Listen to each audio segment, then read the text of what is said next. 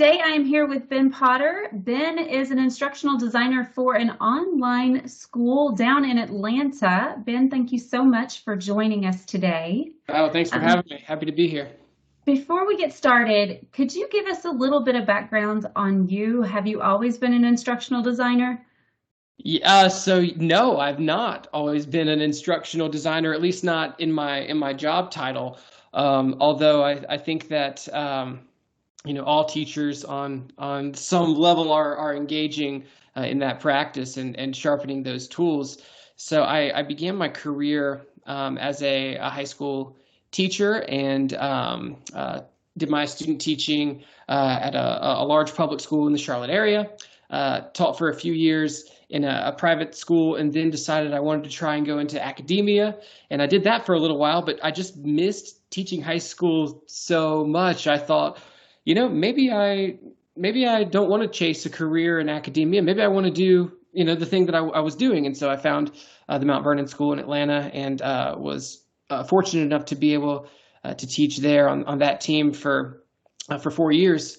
And in doing so, I learned a lot and moved back to Charlotte, North Carolina. And when I told the administration that I was moving, they said, well, there may be a way that you can stay if you are interested in that.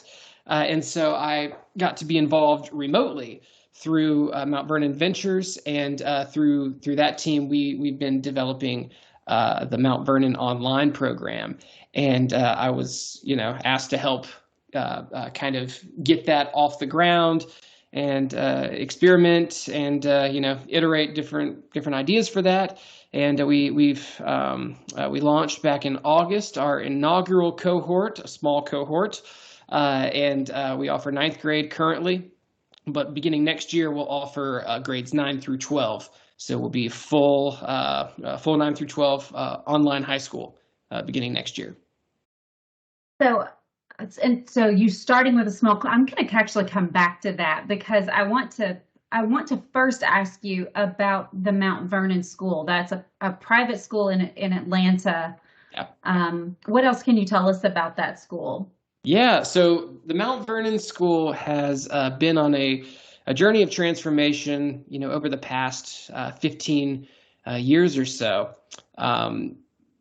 Before my time, our head of school, Brett Jacobson, he's now the CEO, and we have a different head of school. But he had kind of a vision where Mount Vernon was going to really look at trying to be, the most learner-centered school in the Atlanta metro area, if we could. He may not have phrased it exactly that way, but there was this real impetus to focus on student agency, student choice, design thinking, project-based learning, inquiry-based learning, different models like that to really kind of put students in the driver's seat.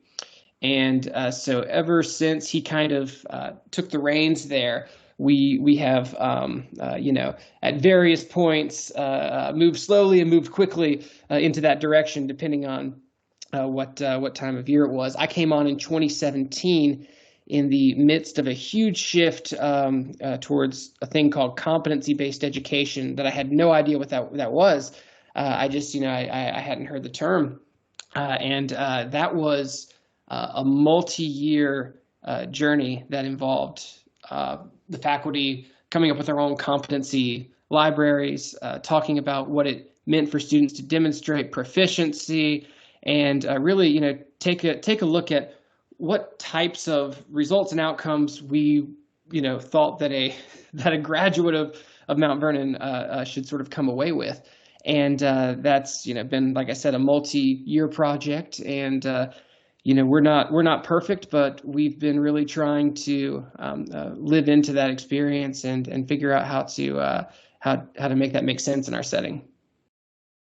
So then I'm assuming that online came out of the desire to be really student-centric, allowing student agency, that autonomy of choice for the student and the family. Yeah, that's exactly right.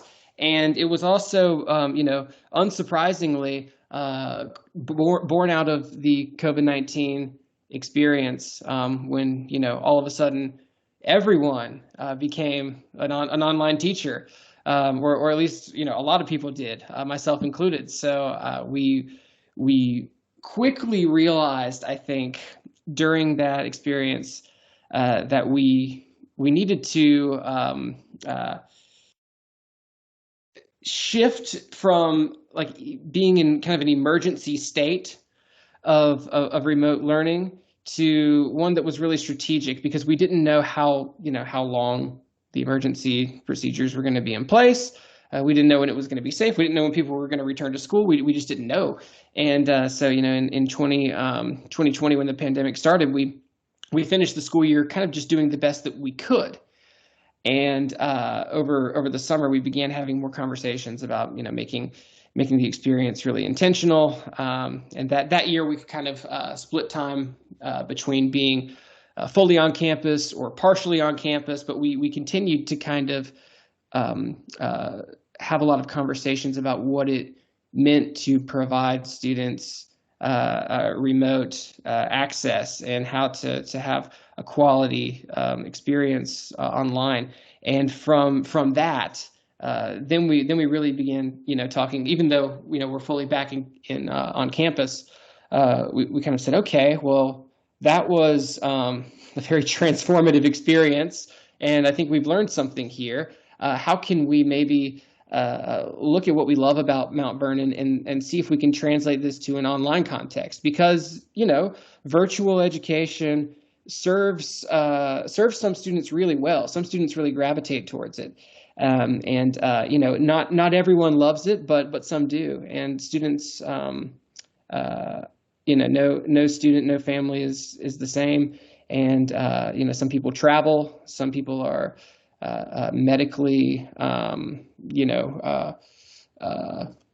reduced to being in their home, and they can't go places. So they're just different needs that students have. And so we kind of thought, okay, well, maybe there's a way to take Mount Vernon into an online setting and see if we can capture the magic there too. So you bring up a good point that online really serves some students very well and some students maybe not as well. How does your school or the staff at your school help students or potential students determine if online is the right option for them?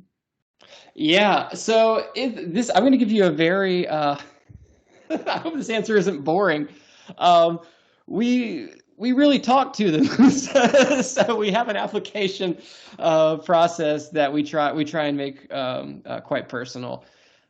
We operate on sort of a rolling admission, so a student can apply at any time of the year that they would want to. But we have our forms, like other schools have forms, and students will write an essay, and the parents will have forms, and there'll be a teacher evaluation, and those sorts of things, the standard typical stuff. But we make it a point to reach out very early when there's a student who's interested. And so by the time a student has submitted an application, a lot of times we've already talked to that student and their family a couple of times, and Mm-hmm. so because it's really important to us that the student feels good about applying in the first place. What we have what we found is that a lot of times it's the parents looking for a place for their students to go, for the kids to go, which makes perfect sense, because they're the ones who have the means of paying for it, and they have a specific thing in mind. But when we bring the student into that conversation, they typically come away going, "Oh, okay, yeah, well, I definitely want to apply." And the way that we determine whether or not they're going to be, for lack of a better word, a good fit for us or something like that, is we do see samples of their work. We see if they are able to express ideas and that sort of thing. But also we're looking for someone who is open, collaborative, or just willing to take a chance on a new program. If someone's willing to sign up for an adventure, we are also excited about that. Assuming that they're set up for success in that way. But yeah, we typically just spend a lot of time getting to know them, letting them ask us questions so that they feel good about it.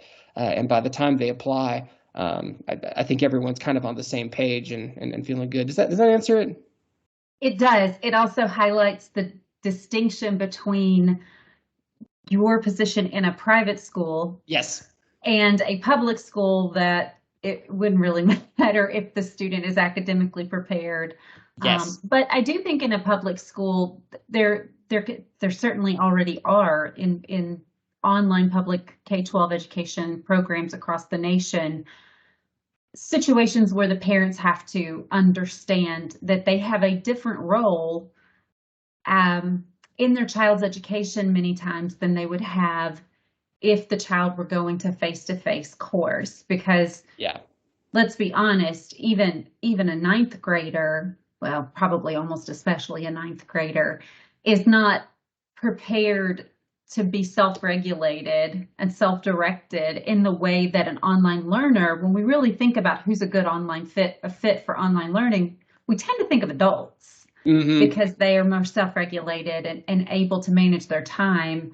And if you've got a child that can't read, an adult needs to be there with them. Yes. Somebody's got to be with them to make sure they're safe and make sure of all of those other things, that they're just staying on top of things, because you're not in an online setting going to be able to have the parent, or I'm sorry, the teacher there saying, "Hey, little Johnny, you wake up. You got to get this done." Yeah. Yeah. That's And how that's do a you really help parents understand their role? Because it is different. I think that's a really important point there, which is why it's, you put yourself at a real advantage if you're already on the same page with the parents beforehand. But yeah, ninth graders are, It's not working. is not your experience at all. No, But it's just not. I can't. I'm losing your audio. I'm going to turn off my oh, camera and then you tell me about ninth graders. sure. Now you tell me. Okay, can you hear me? Yes. Okay, cool. No, I was just saying that ninth graders are, in my opinion, many of them, especially the guys, are kind of two different people. There's like semester one ninth grade student, and there's semester two ninth grade student. And semester one ninth grade student is, I think, more akin to what you're describing, has more difficulty self-managing, and maybe requires a bit more attention. Whereas something, I don't know what it is, if it's the magic of the holiday season or who even knows, but after Christmas, it almost seems like whether through practice or just a few more months of maturity, who even knows, they seem to know the ropes a little bit better. But in our case, students who begin online as ninth graders and have, um, I don't want to say I don't want to say trouble self-managing, but maybe they are a bit overwhelmed by the experience and by the responsibility of managing themselves.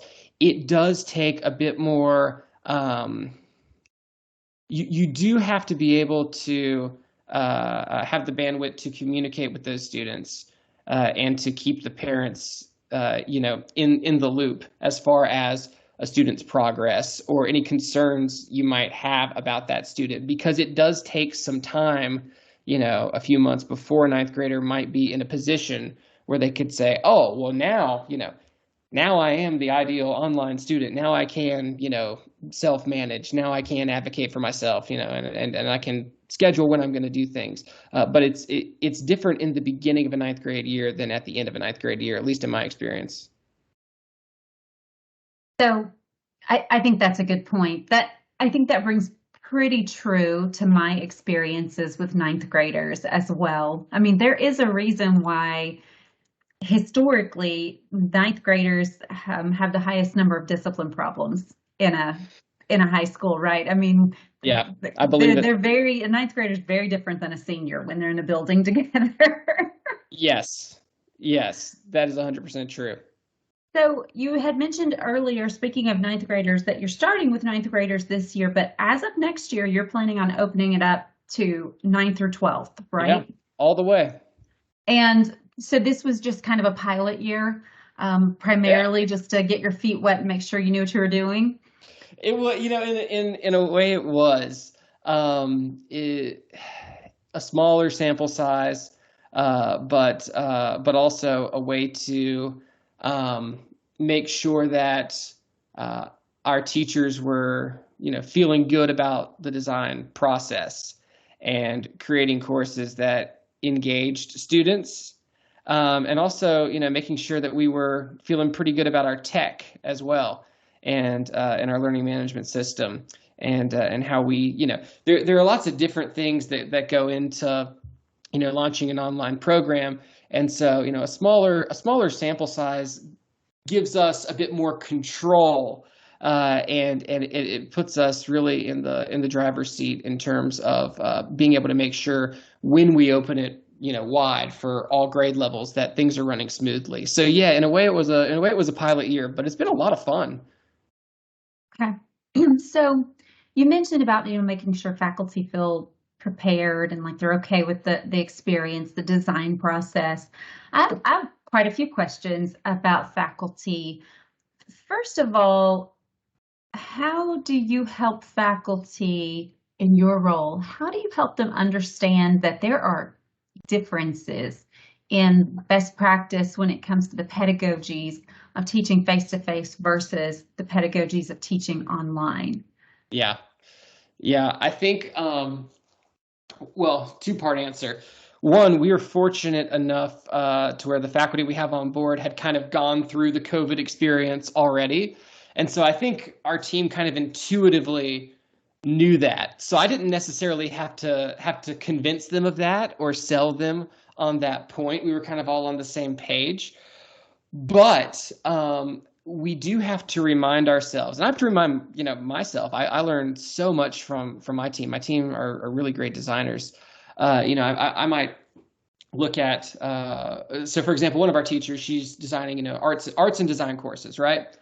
I look at her course and I notice, oh wow, she's actually having students, take out paper and like physically draw things, or she's having them, map something out, and they'll take a picture of it and submit a file that way or something. And I'm going, oh, I'm having them glued to the screen a little too much. She's actually having them pulled away from it. So I think we keep each other in check a little bit there. Having a team that you can talk with and share ideas, and you go, oh, this person is engaging an online learner. This person knows how to make sure that the student feels like they have some choice. Maybe this teacher is going, okay, here are our learning goals for this week. Here's some ways to assess how you're, progressing towards those. You don't have to do all of these. Why don't you pick from this choice board a few that work for you? So there are different ways that people design, I think, and comparing those help to keep us all mindful of the fact that really I like to say that, the student is the hero of the story here. And as it's so easy to slip into making the teacher the hero of the story in an online course, or making the content the hero of the story in an online course. The content is, of course, very important, don't get me wrong. Or Mhm. making the computer the hero of the story, or the LMS the hero of the story. But the question that we continue to ask is, how do we keep a student engaged?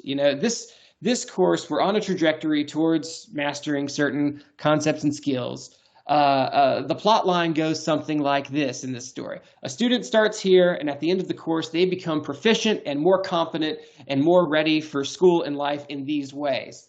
Okay, all right. So how do we get a student to feel like they have some say in how that goes? How do we make them feel understood and valued as a person? How do we make them feel like they can connect with another human being rather than just look at their screen? And so I would say the answer to that question is having a team that has honest conversations with one another and is willing to share their work and willing to show people what they're working on. and I know I'm rambling here, but you got to have a safe space for that too. Like teachers have to feel, because it's a vulnerable thing to ask someone to show you what they've Mhm. been working on. Like you have to trust each other for that. Feedback is important, but you have to actually trust the people on your team enough to know that they're giving you feedback that is, for the benefit of the team and for the benefit of the students. So the very long, winding, maybe ridiculous answer to your to your question is, we keep each other in check by comparing the work that we're doing and having honest conversations about whether or not our designs are serving the needs of the student and helping them feel connected to the story that our program is telling. I think you bring up a lot of amazing points there. I think our team, we talk and we try to share quite a bit as well with the things that we're designing. But one, I encourage my team to be a part of several processes where they're evaluating courses, even from outside of our system, where Yeah. they're evaluators kind of at this large scale across the nation. Because seeing lots of courses, whether they're good or bad, makes you a better designer. But Yes. the other thing I think that you brought up is, talking about the vulnerability of putting your stuff out there and having it be looked at and critiqued by someone outside of your classroom.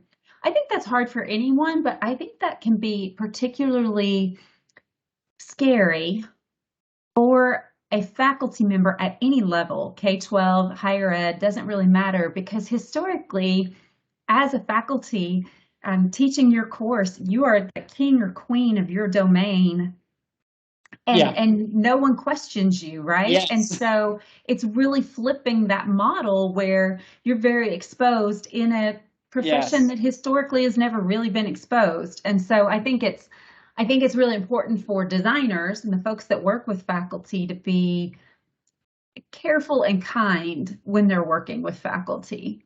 100%. That's 100% right. And I think that also, in the same way that it's important to hear from faculty, getting feedback from your students too. In a excuse me, in a profession where, like you said, we're the king or queen or whatever of our domain, and in excuse me, in many settings, it's not proper to question the teacher's methods or something like that. But there is a way to legitimately ask students for feedback, and they'll give it to you in an honest and respectful way if you have that dynamic. And so, excuse me, I've actually learned a lot from my students in terms of what they need, and what's working for them and what's not. Like, oh, this thing I designed is actually confusing you? Well, let me change that. Very cool. Ooh, excuse me, sorry. No, I think this is all, I'm really enjoying this conversation. I get excited sometimes. I do too. I get really passionate about this. And one of the things that I think is similar to your approach and your school's approach, and my thoughts about online learning, is that it's an equity builder. It allows students to have options they wouldn't have had otherwise, letting them choose how to be successful and where to be successful and when to be successful. Yeah. I get really excited about online because I think it allows so many of those students who have health concerns or for a variety of reasons need or want to travel, or maybe have some anxieties or other reasons why being in school is a problem for them. Hmm. I think it really gives an option for students to have, really good learning experiences, but in a different place, as long as faculty and administrators can kind of support that opportunity for students. So it sounds like your school is doing that. One of the things, and I suspect I know the answer to this already, you mentioned that your school leader was really looking at really student-centric approaches to learning, project-based, inquiry-based. Um, Tell me your thoughts on how those types of things work online. Yeah. Well, it depends. It depends on the class. It depends on the setting. Um, but I think that I think that there are different ways that you can structure a class to be conducive to something like project-based learning. So if you're doing and so in our school, we do a modular system, which is, pretty much in terms of scheduling, kind of like the quarter system. So 9 weeks change, 9 weeks change, 9 weeks change. So for us, one possible approach might be, say you have kind of an open-ended um, type of class, and you say, all right, well, we have 9 weeks. We could actually do three different PBLs here. We could really aim to do so. Like, think of an example here for something like a humanities class that I'm doing. You could spend 3 weeks and say, okay, we're going to talk about the say the the office of the president. I got to work with someone from the Stanford D School who has this great PBL experience called Vote by Design. And you can actually incorporate this into an online class. We did this with her online. And you say, okay, we're going to talk about qualities of leadership. Students will, be given a hypothetical scenario, like say an emergency situation, a natural disaster has happened, or this diplomatic occurrence has happened, this alliance has fallen apart. Who knows? And students will talk about what they think of as ideal qualities of a leader. And so students from different backgrounds, through Lisa's great idea, can talk about what they think a leader does or what a leader has. And then through that experience, they can write, an address to the nation about how they would respond to that. Well, I mean, that's a project right there. That's all collaborative, and it involves, looking into the dynamics in a certain, with a certain degree of content specificity, but also collaborating and creating something that could be, resembling, authentic, real world types of work. And it doesn't have to be an all semester thing. You can make that thing last a few days. You can make that thing last a few weeks. So there are different moments where you could strategically, insert little tiny PBL samples in there. Or you could take, huge chunks of a class and just make it all PBL. It doesn't have to be all or nothing necessarily. It can really depend. So, I mean, I think there's sometimes anxiety around PBL, especially because a lot of teachers, understandably worry about, well, I have to get through a lot of stuff, right? We have to cover a lot of stuff. And how is the PBL gonna help us in that? What if we don't get through everything we need to get through? There are ways to even for a day or two, take a degree of content specificity and create some type of project where they're creating something out of that experience. And it can be 2 days to a few weeks, but I think there's room for it if you use your imagination, get your colleagues' feedback, and all of that.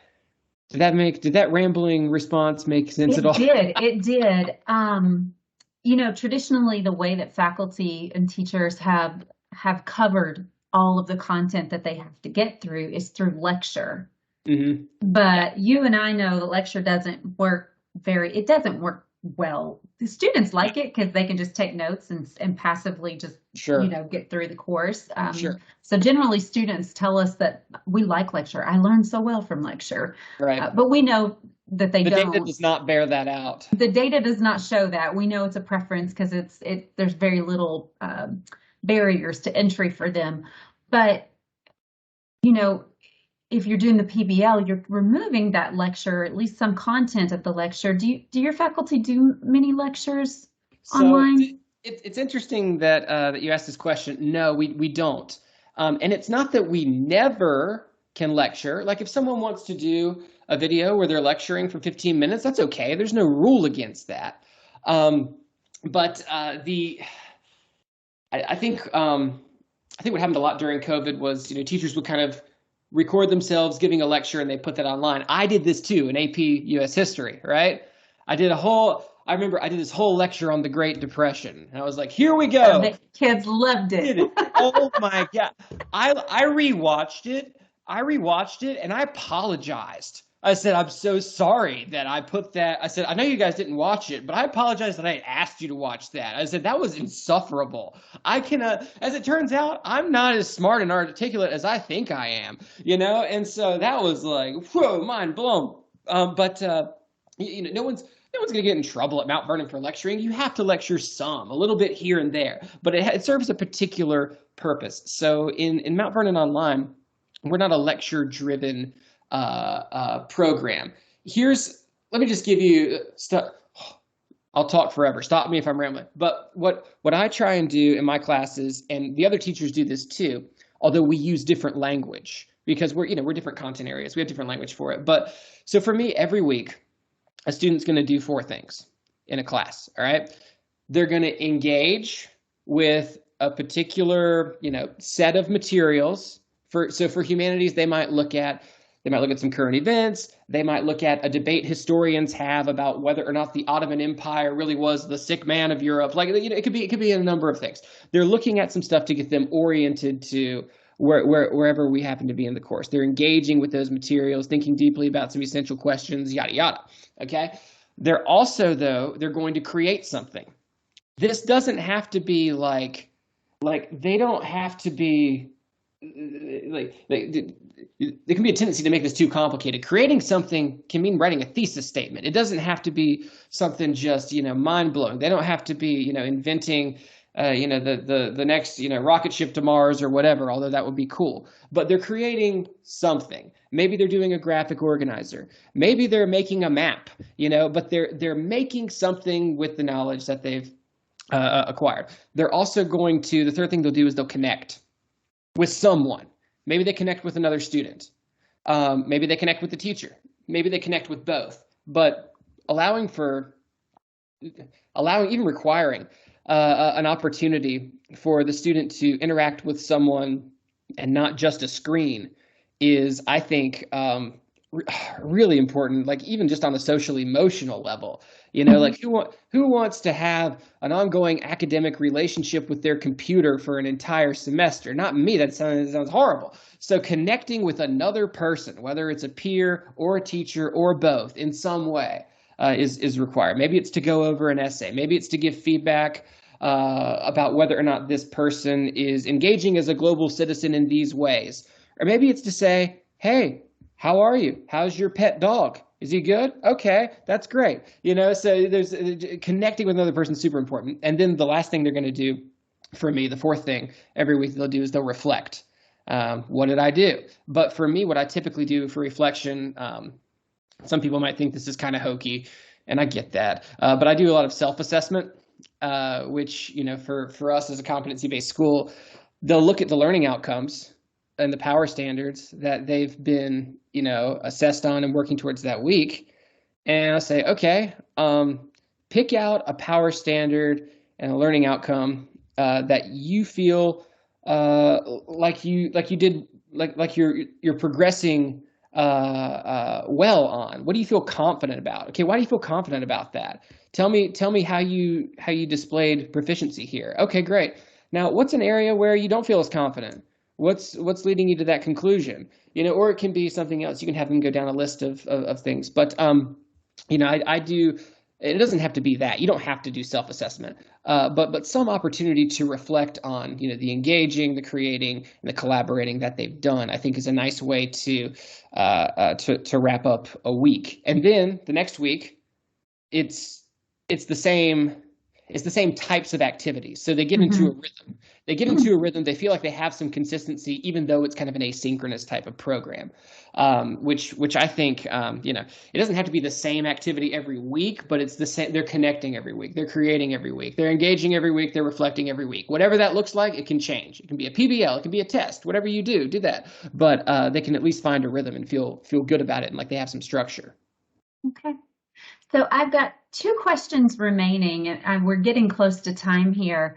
The first one is, you're already different than most K-12s because you're competency based, which we won't even get into the complexities of that for folks who don't understand or haven't experienced competency based education. But do you have attendance policies for students? How do you think through that in online? This is a good question. We don't, because our courses are like, no one ever shows up at 11 a.m. for one of our courses. They don't do that. So we Do they have wouldn't. to log in like once a week or something? Yes, they have to check in. They have to check in. But we don't have a certain amount of days someone has missed necessarily. But So we no do. seat time. No seat time, not for online. Now, for the day campus, we do have seat time. We very Mhm. much do. And during COVID, we still kept that seat time. So we were synchronous. They were showing up at a certain time, and we were keeping attendance in that way. For us right now, attendance looks like, are they logging on? Are they engaged? Have they reached out? That's what that looks like. Good. Yeah, good. That's what I wanted to hear, but I wanted to make sure that that's how it was working for you Yep, all. yep. The last question is maybe one of the hardest questions, but we are close on time. So if you could, in 2 minutes or less, what advice would you give for a school district that wants to put a program online? What are some of the most important things they need to think about first? Yeah, this is a great question. And of course, bearing in mind that I work in the private sector, I don't want to pretend to understand and know the intricacies of what other teachers in the public sector are dealing with. So please take this as an incomplete and good-hearted response. I think that the best thing that you can do when you're starting an online program is, you as a faculty or as a district or whoever needs to have a clear understanding of what you're hoping students get out of this experience. And this is largely, shaped by my preferences for understanding by design, the backwards design framework of Wiggins and McTighe. But beginning with the end in mind, what do you actually want students to come away with in an online program? What skills and or knowledge are important? Because if you just start with copying what you're doing and making sure it's online without thinking about the desired results and the desired outcomes, it could feel a bit lacking in direction. And maybe students won't entirely understand the purpose. So I think agreeing on the purpose and the desired results is incredibly important. And another thing I would add is, to the extent that it's possible, and it's not possible everywhere, ask students what they want. What would they want out of an online experience? What would make them feel good about showing up for school online? That's because ultimately, that's who we're serving. We're serving the students, and I realize that, again, that not all of this is possible everywhere, but that would be my advice. If you had no restrictions, no constraints, make sure you agree on what it is you want students to know and be able to do across disciplines, and also ask the students what they would like. That's what I would say. That's great advice.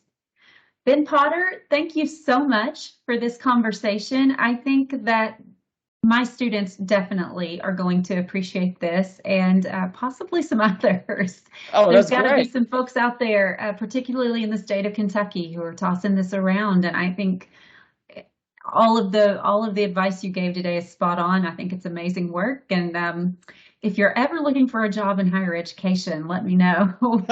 Well, thank you. I You're the kind of appreciate person that. I want on my team. That's I appreciate that. I had a wonderful time talking to you. I'm so glad we got to meet at that conference. And for anyone who wants to follow up in your class or wherever, shoot me an email. I'm bpotter@mountvernonschool.org. That's bpotter@mountvernonschool.org.